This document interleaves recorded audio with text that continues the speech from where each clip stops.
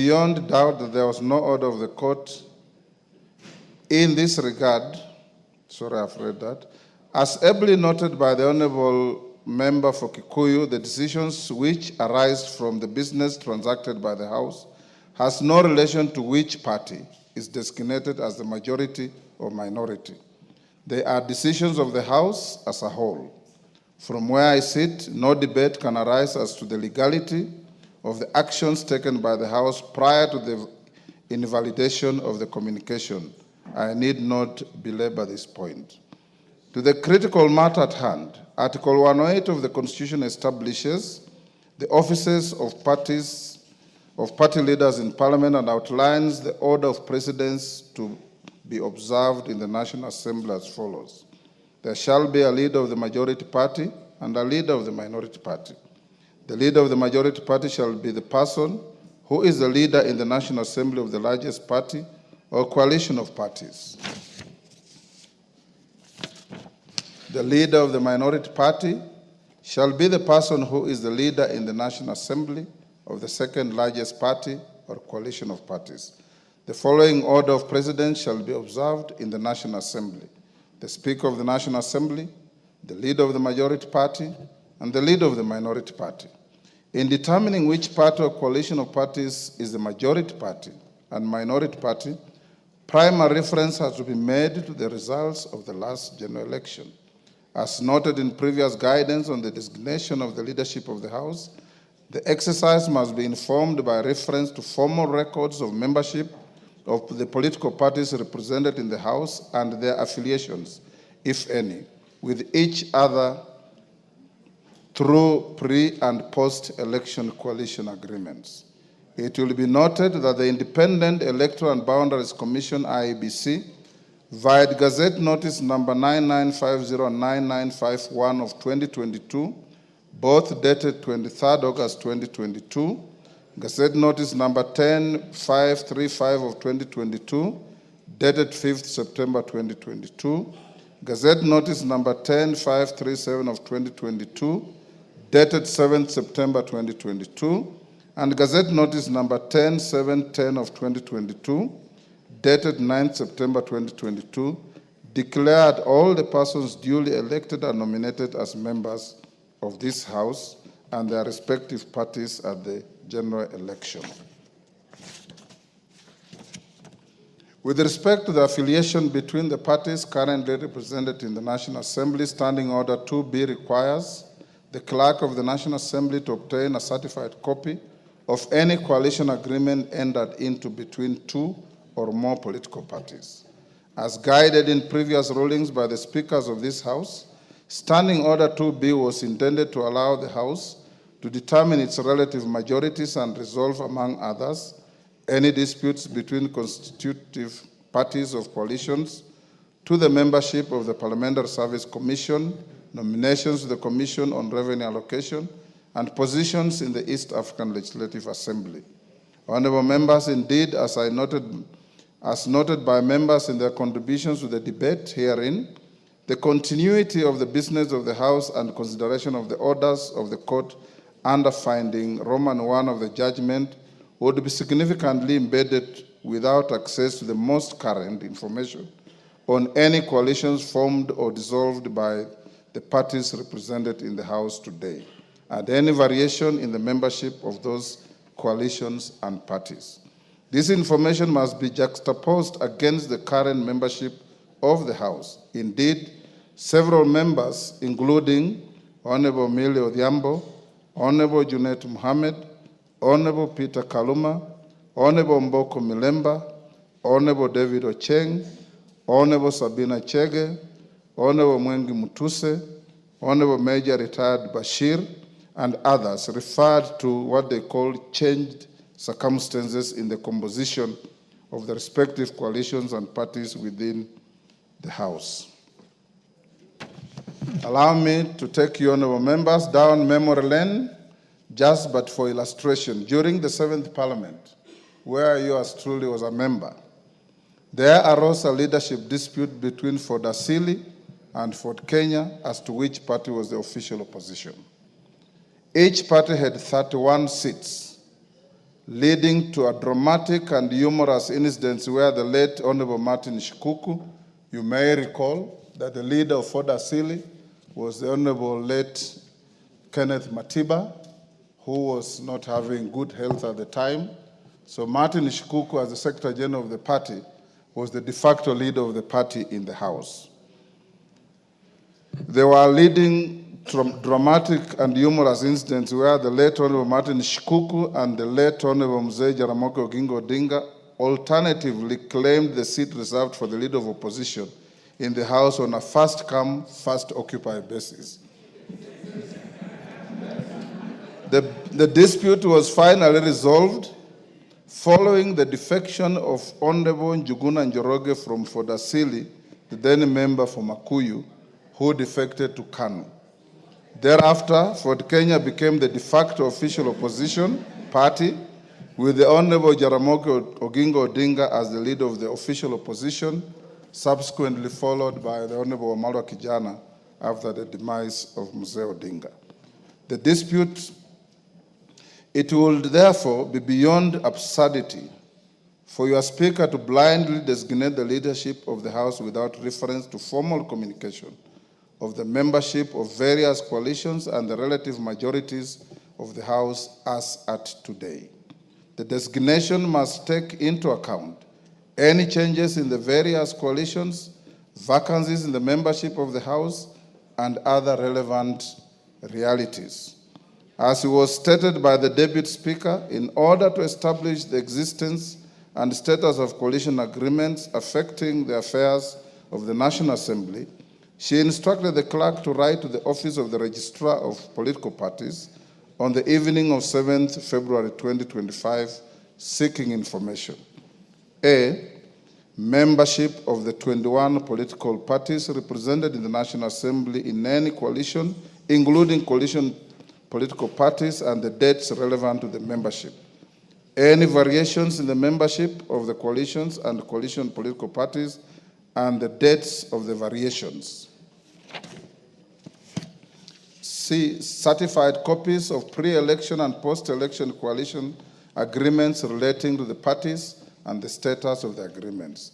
The Registrar responded by a letter dated 11th February 2025 that was tabled by the Deputy Speaker yesterday, and the contents of the letter indicate as follows: that a pre-election coalition known as the Azimio la Umoja One Kenya Coalition Party, in brackets Azimio, was registered on 21st April 2022 and comprised 21 parties, namely Jubilee Party, Orange Democratic Movement, Wiper Democratic Movement, Kenya African National Union, National Rainbow Coalition, Muungano Party, Democratic Action Party, Democratic Action Party Kenya, United Party of Independent Alliance, United Progressive Alliance, Kenya Union Party, United Democratic Party, Movement for Democracy and Growth, Kenya Reform Party, Chama cha Uzalendo, Party of Peace and Democracy, National Liberal Party,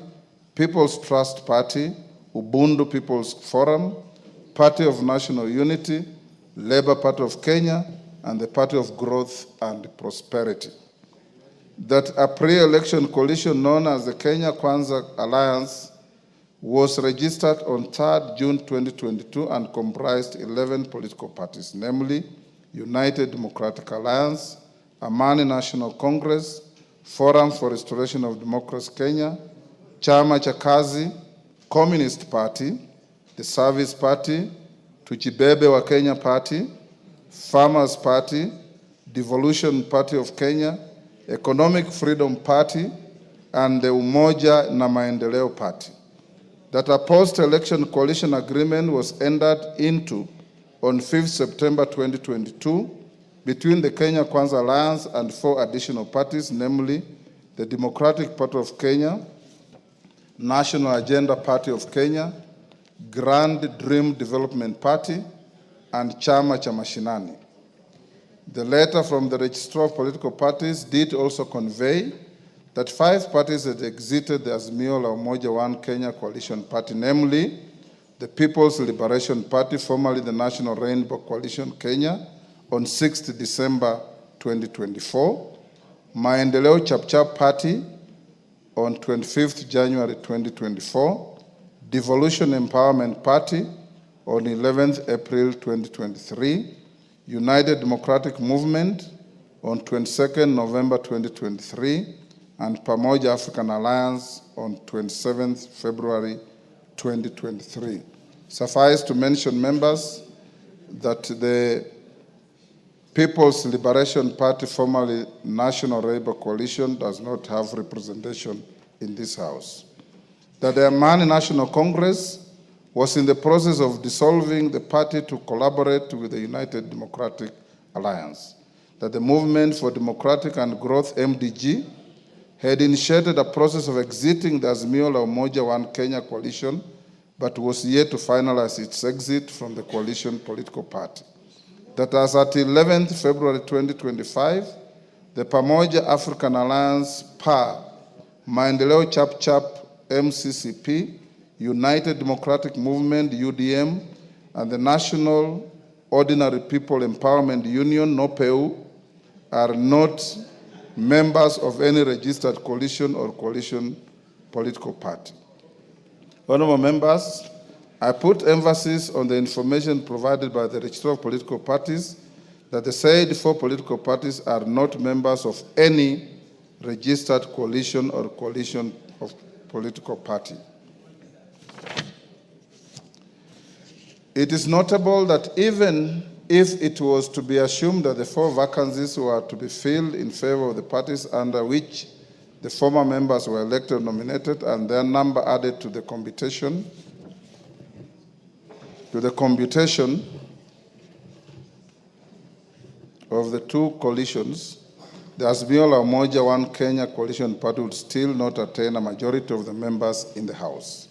Honorable members, my reference to the Gazette notices relating to the election of members at the last general election and the current vacancies with respect to Banisa, Magarini, Ugunja, and the resignation of the Honorable John Badi, the current composition of the National Assembly by individual political parties in alphabetical order is as follows. Amani National Congress, 8. Chama cha Mashinani, 1.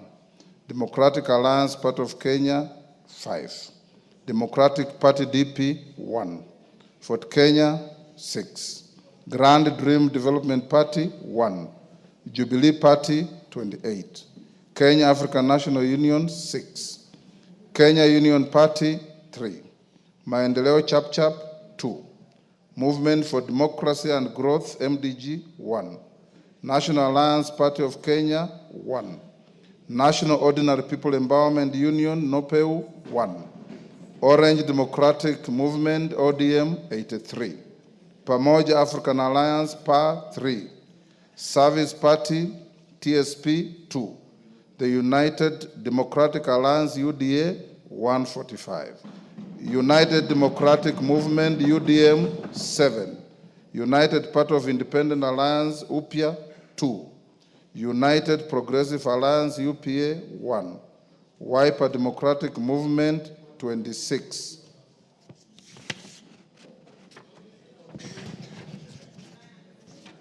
A simple calculation of the cited numbers with reference to the communication and coalition agreements received from the Registrar of Political Parties indicates the cumulative number of the members of the constituent parties of the Azimio la Umoja One Kenya Coalition Party and the Kenya Kwanza Alliance as follows. Azimio la Umoja One Kenya Coalition Party consists of 154 members, computed by adding the membership of the Orange Democratic Movement, Jubilee Party, Wiper Democratic Movement, Kenya African National Union, the Democratic Alliance Party of Kenya, the Kenya Union Party, the United Party of Independent Alliance, and the Movement for Democratic Growth. The Kenya Kwanza Alliance consists of 165 members, computed by adding the membership of the United Democratic Alliance, the Amani National Congress, Ford Kenya, the Service Party, the National Agenda Party of Kenya, the Grand Dream Development Party, the Democratic Party, and the Chama cha Mashinani. Honorable members, it's notable that the numbers relating to the Azimio la Umoja One Kenya Coalition Party are tinged by a slight element of doubt with respect to membership of the Movement for Democratic and Growth MDG. You will recall the expressed sentiments made by the sole member and party leader of the MDG yesterday in the House, dissociating both himself and the party from the Azimio la Umoja One Kenya Coalition Party. However, I decline to engage in this controversy. Arising from the foregoing, the Kenya Kwanza Coalition is the majority party, and the Azimio la Umoja One Kenya Coalition Party is the minority party in the House. I have not received order. I still have a little more to go. I have not received any further communication from the Kenya Kwanza Coalition replacing the member for Kikuyu, the member for Kilifi, the member for South Mugirango, and the member for Marsabit County as their preferred leadership in the House. Similarly, I have not received any communication from the Azimio la Umoja One Kenya Coalition Party replacing the member for Suna East, the member for Kadiani, the member for Suba North, and the member for Embakasi West as their preferred leadership in the House. Consequently, the leadership of the House remains unchanged. Permit me at this stage, honorable members, to address the fate of 14 members who, as per the letter from the Registrar of Political Parties, belong to parties other than parliamentary parties that are not affiliated with the two identified coalitions in the House. I wish to reiterate that the 14 members and all independent members shall be treated equally in nomination to the committees of the House and access to any other attendant entitlements. The Speaker shall, under Standing Order 174-2B, decline to approve any list of members nominated to serve in committees that does not take into account interests of all members, including the 14. Honorable members, under Standing Order 172, the Committee on Selection is responsible for nominating members to serve in all committees, including the remaining 17 sessional committees that I listed yesterday in the communication on resumption of sittings for the 4th session and the lapse and reintroduction of business. I urge the committee to prioritize the constitution of the budget